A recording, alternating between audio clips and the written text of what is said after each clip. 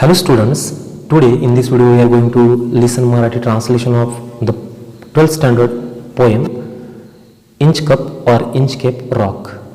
आज आपण या व्हिडिओमध्ये इयत्ता 12वीच्या इंग्रजी विषयातील जी 2.3 क्रमांकाची कविता आहे इंच केप और इंच कप रॉक या कवितेचं मराठी भाषांतर ऐकणार आहोत. या कवितेचा कवी आहे Robert Southee. Type of the poem आहे बॅलड. रायमिंग स्कीम या कवितेमध्ये आहे AABB. आणि या कवितेमध्ये दोन पात्रे महत्त्वाची आहेत. पहिलं जे पात्र आहे तो धर्मगुरू आहे, ॲबोब्रोथोक या ठिकाणचा ॲबट. याला आपण मठाधिपती सुद्धा म्हणू शकतो. आणि दुसरं जे पात्र आहे सर राल्फ द रोअ, हा समुद्र चाचा किंवा समुद्र लुटारू आहे. अशा या दोन व्यक्तींच्या कर्माचा संघर्ष या कवितेमध्ये दाखवलेला आहे आणि कथेसारखी ही कविता आहे. या कवितेमध्ये समुद्रातील प्रवासामधील एका घटनेचा किस्सा किंवा वर्णन मांडलेला आहे. हा जो ॲबरब्रोथोकचा ॲबट आहे, धर्मगुरू आहे, त्यानं समुद्रामध्ये एका ठिकाणी खडकाचा भाग आहे त्या ठिकाणी जहाजे आपटून फुटू नयेत म्हणून एक घंटा लावलेली होती. आणि या त्याच्या कार्यामुळं अनेक जहाजे त्या खडकावर आदळायची नाहीत, आपटायची नाहीत, त्यामुळे त्यांचा बचाव व्हायचा. असं एक चांगलं कृत्य या धर्मगुरूनं ॲबरब्रोथोकच्या ॲबटनं केलेलं होतं. आणि नेमकं याच्याबद्दलच एक विरोधी कृती या सर राल्फ रोअरनं केली आणि त्याचा कसा नाश झाला याचं वर्णन या कवितेमध्ये केलेलं आहे. आणि हा जो सर राल्फ द रोअर आहे तो समुद्रामध्ये त्याच्या जहाजातून प्रवास करतोय. आणि प्रवास करत असताना नेमकं तो काय काय करतो आणि त्याचे त्याला काय परिणाम भोगावे लागतात याबद्दल या कवितेमध्ये वर्णन आहे. कविता कथारूपात आहे त्यामुळे समजायला सोपी आहे. फक्त या दोन पात्रांना लक्षात ठेवल्यास ही कविता लगेच समजते. So let start. First stanza, page number 104. Title of this poem the Inchcape or Inchcape rock. No still in the air, no still in the sea. The ship was as still as she could be. Her sails from heaven received no motion. Her keel was steady in the ocean. या पहिल्या कडव्यामध्ये पहिल्या ओळीमध्ये कवी आपल्याला सांगत आहे no still in the air, no still in the sea. हवेमध्ये भिरभिरणं पण नव्हतं, हवा शांत वाहत होती, म्हणजे समुद्रही शांत होता, वातावरण सुद्धा शांत होतं. The ship was as still as she could बी. जहाज किंवा ही बोट जेवढी या वातावरणात शांत प्रवास करायला हवी होती तेवढी ती शांतपणे स्थिरपणे प्रवास करत होती. या ठिकाणी व्हिज्युअल इमेजरी आहे. Her sails from heaven received no motion. या समुद्रातील या जहाजाच्या प्रवासाला दैवी गती मिळत नव्हती, म्हणजेच कोणताही प्रॉब्लेम किंवा कोणत्याही प्रकारचा एक वेगळा परिणाम करणारी गोष्ट या जहाजावर घडत नव्हती, त्यामुळे जहाज शांतपणे प्रवास करत होतं.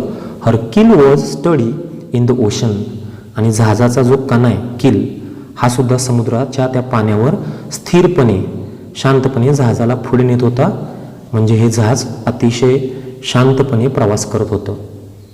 मग या ठिकाणी पहिल्या कडव्यामध्ये आपल्याला कवी सांगतोय की समुद्रातील एक जहाज आहे, ते जहाज त्याचा प्रवास करत होतं आणि त्याचा प्रवास एकदम संथ गतीने शांतपणे स्थिरपणे चालू होता आणि वातावरणसुद्धा समुद्रातील शांत होतं. पहिली जी ओळ आहे no still in the air, no still in the sea, यामध्ये दोन अलंकार आहेत, रिपिटिशन आणि ॲलिट्रेशन. दुसऱ्या ओळीमध्ये the ship was as still as she could be, यामध्ये पहिला अलंकार आहे तो आहे पर्सोनिफिकेशन. यामध्ये द शिपला शी हे सर्वनाम वापरलेलं आहे, यामुळे इथं पर्सोनिफिकेशन अलंकार होते. आणि या ओळीमध्ये ॲज शब्द आहे त्यामुळे इथे सिमिली सुद्धा अलंकार होते. तिसऱ्या ओळीमध्ये her sails from heaven receive no motion, यामध्ये सुद्धा हर सेल्स शिपलाच उद्देशून आहे, त्यामुळं इथं सुद्धा पर्सोनिफिकेशन अलंकार होतोय. आणि यामध्ये फ्रॉम हेवन हा जो शब्दांचा गट आहे तो सगळ्यात शेवटी आला पाहिजे मोशन नंतर, त्यामुळे इन्व्हर्जन अलंकार होते. अशा प्रकारचे डिव्हाइसेस यामध्ये वापरलेले आहेत. तसंच आपल्याला या कडव्यामध्ये व्हिज्युअल इमेजरी दिसत आहे. यामध्ये जहाजाच्या प्रवासाचं वर्णन केलेलं आहे. अशा रीतीने शांतपणे प्रवास करत हे जहाज निघालेलं होतं. Without either sign or sound of their shock, the waves flowed over the Inchcape rock. So little they rose, so little they fell. They did not move the Inchcape bell. Without either sign or sound of their shock, इंचकेपच्या खडकावर लाटा कोणत्याही धडकण्याच्या चिन्हाशिवाय किंवा खुणेशिवाय किंवा ध्वनीशिवाय वाहत होत्या. The waves flowed over the Inchcape rock without any sign or sound. म्हणजे तिथं कोणताही धडकण्याचा धोका नव्हता आणि धडकण्याचा संकेत नसल्याने या समुद्रातील प्रवास करणाऱ्या जहाजाला कोणती अडचण नव्हती आणि यातील समुद्रातील लाटा त्या इंचकपच्या खडकावर संथ गतीने पसरत होत्या. त्यामुळे इथे धोका नव्हता. सो लिटल दे रोज सो लिटल दे फेल. मग त्या ज्या लाटा होत्या त्या खूप थोड्यावर उसळायच्या, परत खूप कमी उंचीवर खाली वजरायच्या. मग त्यांच्या या शांत उसळण्यामुळं समुद्राच्या किनाऱ्यावरची घंटा हलत नव्हती. They did not move the Inchcape bell. म्हणजे लाटा त्या घंटेला हलवत नव्हत्या आणि ही घंटा त्या इंचकपच्या खडकावर ॲब्रोथोकच्या ख्रिश्चन धर्मगुरूने ॲबटने मठाधिपतीने बसवलेली होती. शांत लाटा असल्यामुळं त्या इंचकपच्या खडकावरची घंटा हलत नव्हती. त्यामुळे धोक्याची कोणतीही इथे खूण किंवा सूचना मिळत नव्हती.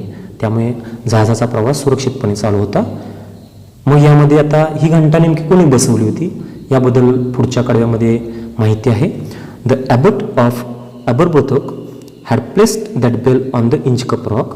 On a buoy in the storm it floated and swung, and over the waves its warning rung.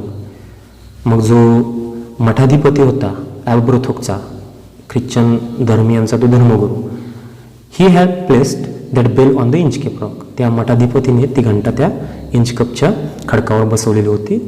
On a buoy in the storm it floated and song. वादळावेळी धोक्याची सूचना देण्याचे कार्य करणारी ती घंटा ज्यावेळेस वादळ व्हायचं त्यावेळेस जोरजोरात हलायची व वाजायची. And over the waves it's warning रंग. आणि लाटावरून प्रवास करणाऱ्या जहाजांना ती घंटा वाजल्यामुळे धोक्याची सूचना मिळायची. अशा प्रकारे या कडव्यामध्ये सुद्धा साऊंड इमेजरी आहे आणि इथे आपल्याला घंटेचं वर्णन केलेलं आहे. यामध्ये on a buoy in the storm it floated and song. यामध्ये फ्लोटेड अँड सॉंग हे जे आहे ते पर्सोनिफिकेशनचं उदाहरण आहे. कारण इथं तरंगणे वगैरे ह्या क्वालिटीज या घंटेला दिलेल्या आहेत आणि इथं इन्व्हर्जनसुद्धा अलंकार होतो आहे. त्यानंतर शेवटची जी ओळ आहे and over the waves it's warning रंग, यामध्ये सुद्धा ॲलिट्रेशन आहे आणि इन्व्हर्जनसुद्धा आहे. अशा प्रकारे अलंकार ह्या ओळीमध्ये आहेत. मग हे जहाज एकदम शांतपणे प्रवास करत होतं आणि शेजारीच त्याच्या खडकाजवळ घंटा होती. ती घंटा हलत नव्हती. When the rock was hid by the surge swell, the mariners heard the warning bell, and then they knew the perilous rock and blessed the abbot of Aberbrothock. मग पुढच्या कडव्यामध्ये कवी सांगतोय, जेव्हा समुद्राच्या पाण्याची पातळी वाढायची त्यावेळेस ते इंचकेपचं खडक बुडायचे. When the rock was hid by the surge swell, म्हणजे पाण्याची पातळी वाढली की त्यावेळेस हे खडक बुडायचे. The mariners heard the warning bell, आणि त्यावेळेस ती घंटा हलायची तेव्हा जहाजावरील खलाशांना धोक्याची ती घंटा ऐकू यायची. And then they knew the perilous rock and bless the abbot of ॲबरब्रोथोक.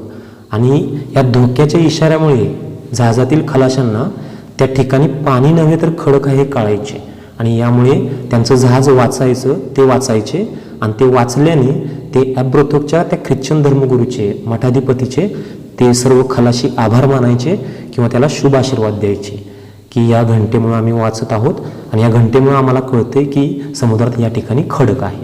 मग या कडव्यामध्ये पहिल्या ओळीमध्ये वेन द रॉक वॉज हिड बाय द सर्ज स्वेल यामध्ये ॲलिट्रेशन अलंकार आहे, एस साऊंड रिपीट झालेला आहे.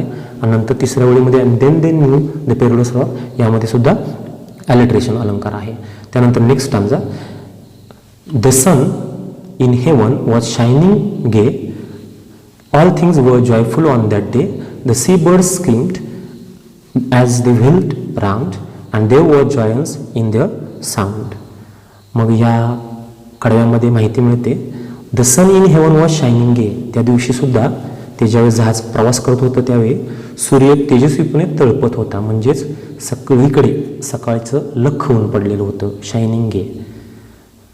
All things were joyful on that day. त्या दिवशी सर्व काही आनंदमय होतं, सगळीकडे वातावरण शांत होतं आणि जहाजातलं सगळे खलाशी राल्फ रोवर हे सगळे एक प्रकारे तो सुरक्षितपणेचा अनुभव घेत होते. त्यामुळे त्यांचं वातावरण त्या ठिकाणचं सगळं आनंदानं भरलेलं होतं. The sea bird screamed as they wheeled round. समुद्रातील समुद्र पक्षी इकडे तिकडे समुद्राच्या पाण्यावर भरारी मारायचे आणि भरारी मारताना ते समुद्र पक्षी ओरडायचे, स्क्रीम्ड, आणि ते फिरायचे, व्हील्ड. त्यानंतर and there were joyance in their sound. आणि त्या समुद्र पक्ष्यांच्या आवाजातही वातावरणातील आनंद दिसायचा.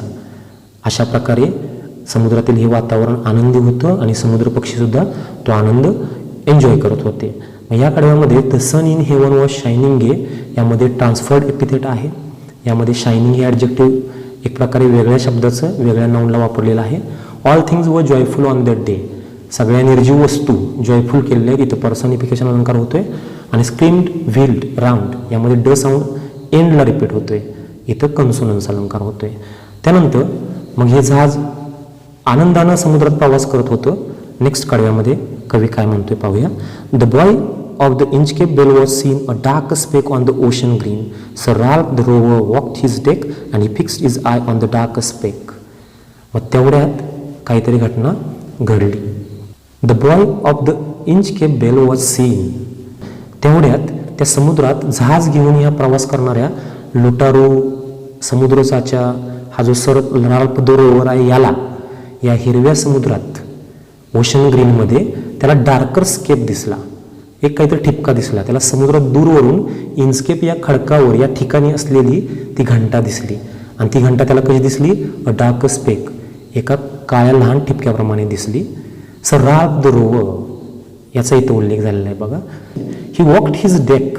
मग त्याच्या जहाजाच्या डेकवर तो चालत चालत असताना त्याची नजर त्या ठिपक्यावर गेली. आणि fixed his eye on the dark speck. आणि मग यानं सर राल्फ द रोवर यानं त्याची नजर त्या काळ्या लहान ठिपक्यावर रोखली आणि त्याच्याकडे बघत तो उभा राहिला. मग आता त्याच्या मनामध्ये नेमका काय विचार आला? He felt the cheering power of spring. It made him whistle, it made him sing. His heart was mirthful to excess, but the rover's mirth was wickedness or wickedness.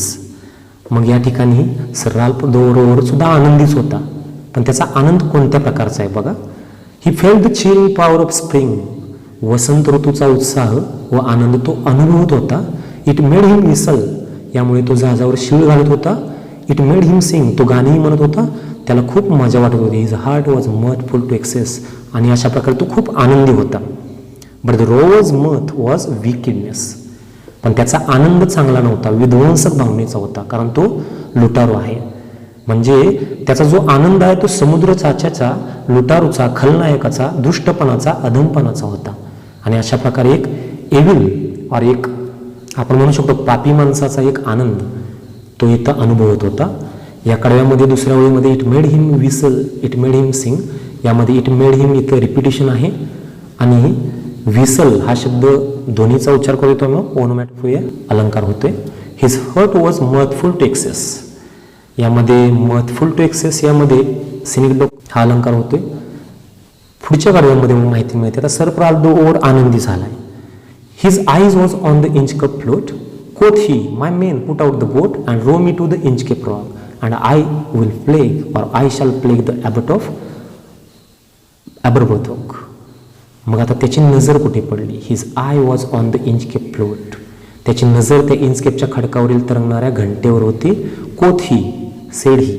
कोथ म्हणाला, तो म्हणाला, तो त्याच्या लुटारू सहकाऱ्यांना म्हणाला, माय मेन, माझ्या सहकाऱ्यांनो, पुट आउट द बोट, जहाजाचा वेग कमी करा, संत करा. And row me to the Inchcape rock. आणि मला म्हणजे आपल्या जहाजाला त्या इंचकेपच्या खडकाजवळ न्या. का न्या? अँड आय शाल प्लेग द अबट ऑफ अबरब्रोथोक. मला ती घंटा, घातक घंटा बसवणाऱ्या त्या ॲब्रोथोकच्या ख्रिश्चन धर्मगुरूला, मठाधिपतीला, धर्मगुरूला त्रास द्यायचा आहे, छळायचा आहे. यासाठी हे जहाज त्या खडकाकडे न्या. मग आता तो नेमका काय करणार आहे आपण पुढच्या कडव्यामध्ये बघणारच आहे. पण यामध्ये दुसऱ्या ओळीमध्ये माय मेन पुट आउट द बोट, त्याच्या अगोदर कोथ हे ॲक्च्युली ही कोथ असं पाहिजे होतं. इथे इन्व्हर्जन अलंकार होतोय. आणि पुट आउट बोट यामध्ये अक्षर शेवटचं साऊंड टी शेवटी आलेला आहे, इथं कन्सोनन्स अलंकार होतोय. मग अशा प्रकारे त्यानं जहाज त्या खडकाजवळ न्यायला त्याच्या सहकार्यानं सांगितलं. The boat is lower the boatman row and to the Inchcape rock they go. So Ralph bent over from the boat and he cut the bell from the Inchcape float. मग द बोट इज लोअर, जहाजाच्या बोटीचा वेग कमी करण्यात आला. The boatman row, त्यांनी जहाजाची दिशा तिकडे केली. And to the Inchcape rock they go, बोटीतील सहकार्यांनी जहाजाची दिशा वळवली आणि ती जहाज इंचकेपच्या खडकाजवळ नेली. Sir Ralph bent over from the boat. मग काय केलं या सर राल्फ नेमकं? सर राल्फ बोटीतून वाकला, बेंट आणि cut the bell from the Inchcape float. आणि त्याने इंचकपच्या त्या ठिकाणची ती घंटाच त्यानं कापून टाकली. आणि इथं त्याचा पापीपणा इथे पुन्हा आपल्यासमोर सादर केलेला आहे कवीने. कारण हा जरी आनंदी असला तरी तो त्याचा आनंद पापी भावनेचा होता. Down sang the bell, sorry, मग यामध्ये दुसऱ्या ओळीमध्ये and to the Inchcape rock देगो यामध्ये इन्व्हर्जन अलंकार आहे. कारण देगो शेवटी आलेला आहे, ते अगोदर पाहिजे. मग अशा प्रकारे या सरळातून रोवरनं ती घंटाच कापून टाकली. Down sang the bell with gurgling sound, the bubbles rose and burst around. ती घंटा समुद्राच्या पाण्यात खळखळ वाजत खाली बुडाली. The bubbles rose and burst around, पाण्यातील फुगे वर आले व इकडे तिकडे विरले, फुटले. कोच सर राल्फ सहकार्यानं म्हणाला, आता जो या इंचकेपच्या खडकाजवळ जाईल, the next who comes to the rock won't bless the Aberbrothok. तो त्या घंटा बसवणाऱ्या धर्मगुरूला, ॲब्रोथोकच्या ख्रिश्चन त्या मठाधिपतीला आशीर्वाद देणार नाही. आणि अशा प्रकारे त्यानं वाईट भावनेने ही घंटा कापून टाकलेली आहे. यामध्ये गर्गलिंग पहिल्या ओळीमध्ये जो शब्द आहे तिथं ओनोमॅटोपोइया हा अलंकार होतोय. डाऊन संग द बेल संग डाऊन इन्व्हर्जन अलंकार होतोय. त्यानंतर तिसऱ्या ओळीमध्ये सुद्धा कोथ सर राल्फ, इथं सर राल्फ कोथ पाहिजे, इथे सुद्धा इन्व्हर्जन अलंकार होतोय. आणि दुसऱ्या ओळीमध्ये ॲलिट्रेशन आहेच, the bubbles rose and burst around. मग अशा प्रकारे त्यानं घंटा कापून टाकल्यानंतर sir Ralph the rover sailed away, sir Ralph rover जहाजातून दूर निघून गेला. He scoured the seas for many a day, आणि इतर जहाजे लुटण्यासाठी त्याने समुद्रामध्ये मुक्तपणे विहार केला. तो मुक्तपणे समुद्रात फिरला. And now grown rich with plunder store, आणि लुटालूट करत त्याने त्या दिवशी खूप संपत्ती जमवली, खूप त्याने जहाजे लुटली. ही स्टिअर्स हिज कोर्स फॉर स्कॉटलंड शोर, आणि नंतर तो स्कॉटलंडच्या दिशेनं जायला निघाला. यामध्ये शेवटच्या ओळीमध्ये कन्सोनन्स अलंकार होतोय. So thick haze o'erspreads the sky, मग आकाशात समुद्रात धुके पडू लागले. They can not see the sun on high, त्या सर्वांना सूर्य दिसायचा बंद झाला, ते जहाजामध्येच आहेत सगळे.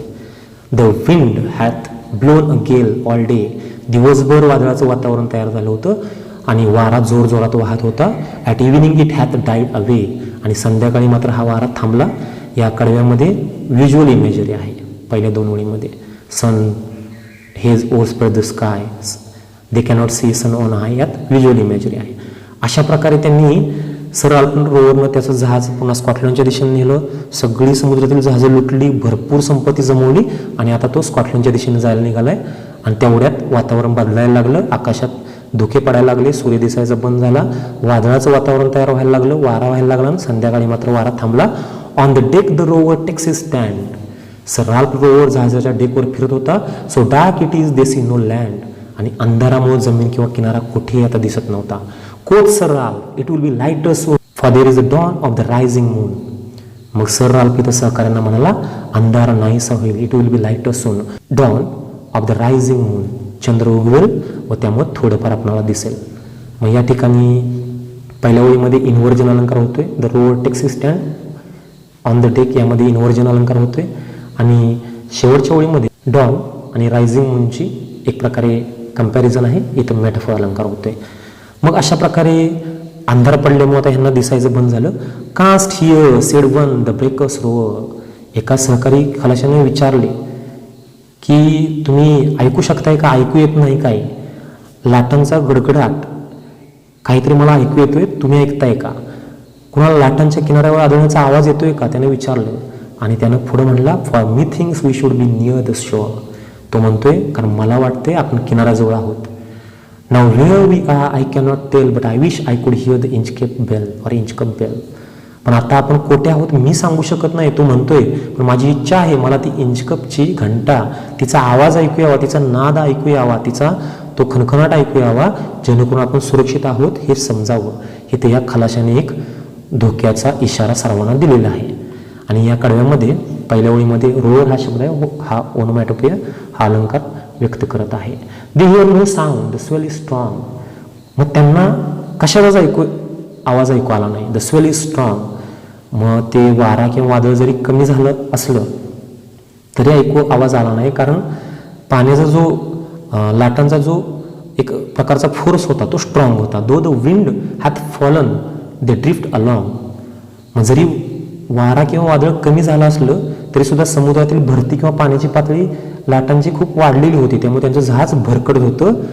आणि till the vessels strikes with a shivering shock O Christ it is the Inchcape rock.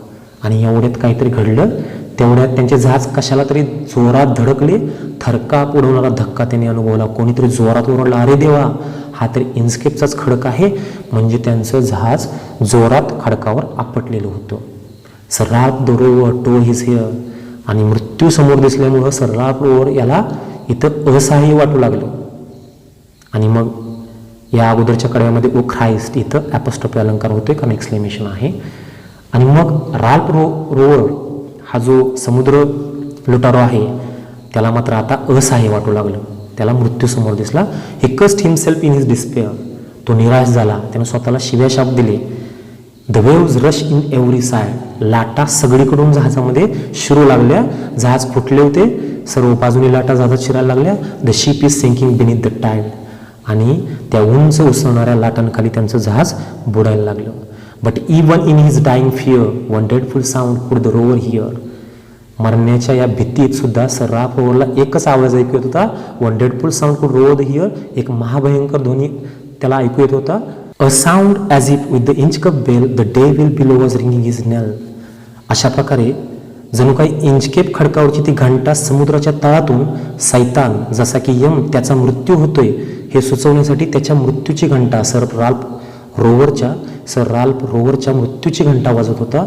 अशा प्रकारे मरताना त्याला मरणाची सूचना देणारी घंटा वाजण्याचा आवाज ऐकत तो सर राल्फ द रोवर समुद्रकिनारी त्या इंचकेपच्या खडकांमध्ये त्याचे जहाज आपटले आणि मरण पावला व त्याला अशा प्रकारे त्याच्या पापांची शिक्षा मिळाली. मग अशा प्रकारे सर राल्फ द रोवर या ठिकाणी या कडव्यामध्ये मेलेला आहे. या कडव्यामध्ये a sound as if with the Inchcape bell यामध्ये डेव्हिल रिंगिंग जे आहे त्यामध्ये खालच्या वेळेमध्ये डेव्हिल बिलो वॉज रिंगिंग या सगळ्यांचा उल्लेख मेटाफरमध्ये होतोय. म्हणजे इथं कंपॅरिझन एक प्रकारचा आहे. आणि रिंगिंगमध्ये ओनोमॅटोपिया हा अलंकार होते. अशा प्रकारे या कवितेतील सर राल्फ द रोवर हा लुटारू शेवटच्या कडव्यामध्ये त्याचे जहाज त्या इंचकेपच्या खडकावर आदळल्याने मेलेला आहे, त्याचं जहाज फुटलेलं आहे आणि अशा प्रकारे त्याला पापांची शिक्षा मिळालेली आहे. या कवितेतून आपल्याला काय मोरल शिकायला मिळतं? Your since always page you back with heavy punishments. तुम्ही जेवढी पापे कराल तेवढी पापे अतिशय मोठं नुकसान करत तुम्हाला त्या पापांचा मोबदला एक प्रकारे किंवा पापांचा तो घडा भरावा लागतो किंवा फेडावा लागतो. As you sow shall it reap. आणि तुम्ही जे पेराल तेच उगवतं. तुम्ही जर वाईट कृत्य केली तर तुमच्या आयुष्यामध्ये सुद्धा वाईटच घटना घडतात. अशा प्रकारे ही डिडॅक्टिक पोएम आहे by Robert Southey. So in this way we have seen this interesting poem here. Thank you for watching.